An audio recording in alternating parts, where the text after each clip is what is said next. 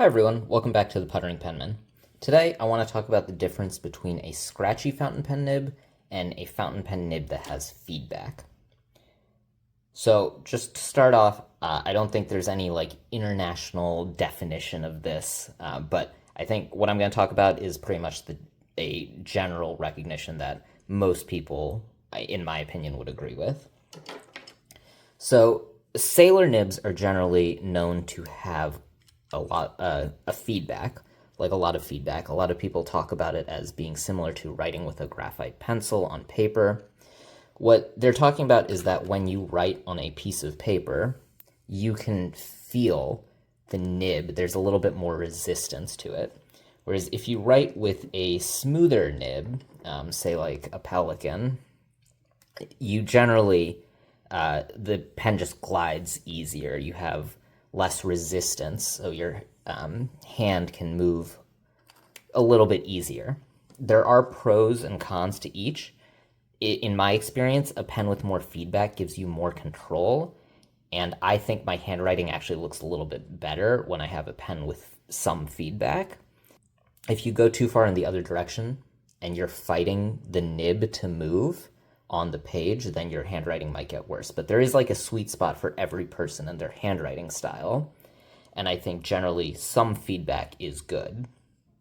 So I think we all agree smooth is just there's less resistance, the nib glides very easily.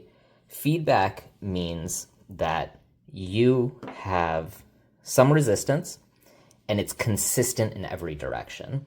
So that's really the difference between scratchy and a pen that has feedback. Feedback feels very intentional because if you go left, right, up, down in a circle, you're feeling the same amount of resistance from the nib on the paper as every other pen. So here is some paper to demonstrate. This is a Rhodia lined A5 pad. So if you're writing right, left, down, up in a circle, feedback is where you're feeling the same amount of resistance no matter which direction you're going. Scratchiness, on the other hand, would be where you have a very smooth left stroke, a very smooth downstroke, very smooth upstroke. But then, say you go to the right, if you feel more resistance going one direction than the other, that is scratchy. Scratchy is unintentional. It's usually something like the tines of the nib are misaligned. It could be some other issues, but generally that's what scratchy is. It's definitely something that was not intentional by the manufacturer, and because the resistance is different in one direction, it is hard to get your handwriting to be nicer because you haven't quite learned how to move your hand in a way that gives you a lot of consistency. So like I said before, sailors generally have a good amount of feedback and the resistance is consistent in all directions. Some people really love that. For me, it's a little bit too much feedback, and I don't love it. I want to note some people call feedback toothiness, and it's just a difference, but it's basically the same thing.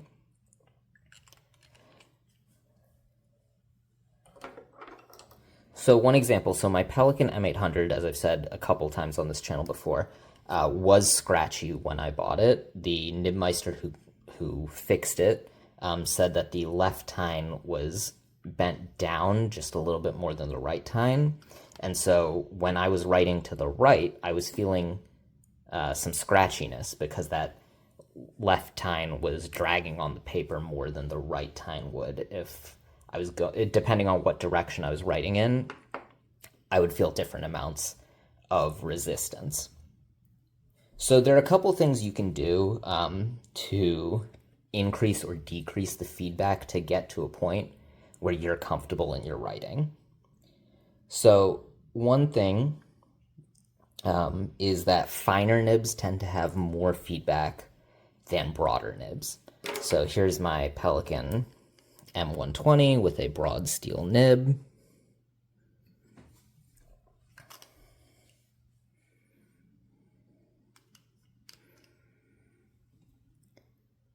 and this nib is very smooth. It's very broad. It's a Pelican, where they polish their nibs a lot, so you get a smooth writing experience.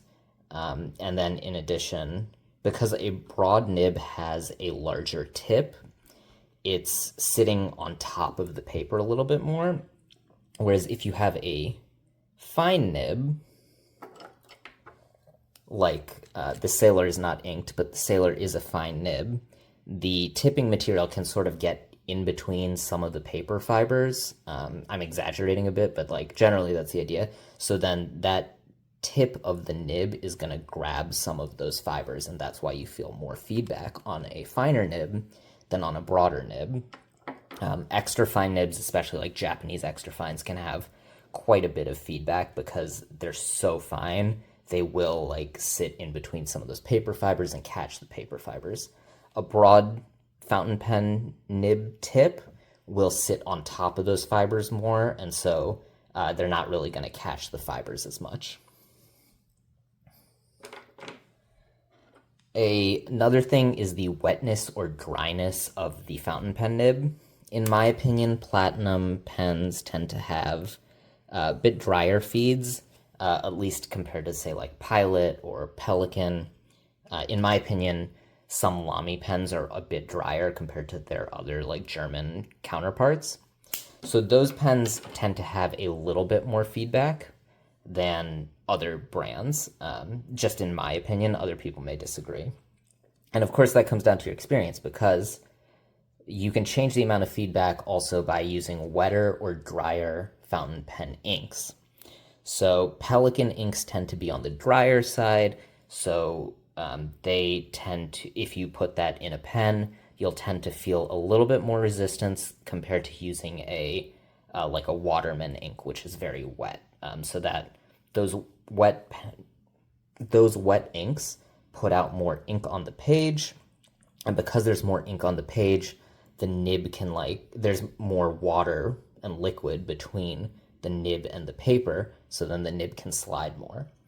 Obviously, if you have a drier ink, there will be less liquid, so then the nib can feel the paper and the paper fibers a little more, and it won't glide as easily.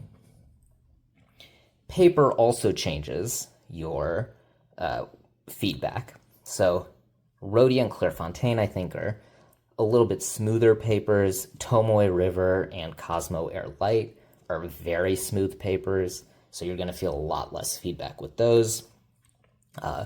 Midori MD paper, in my opinion, is toothier and has more feedback.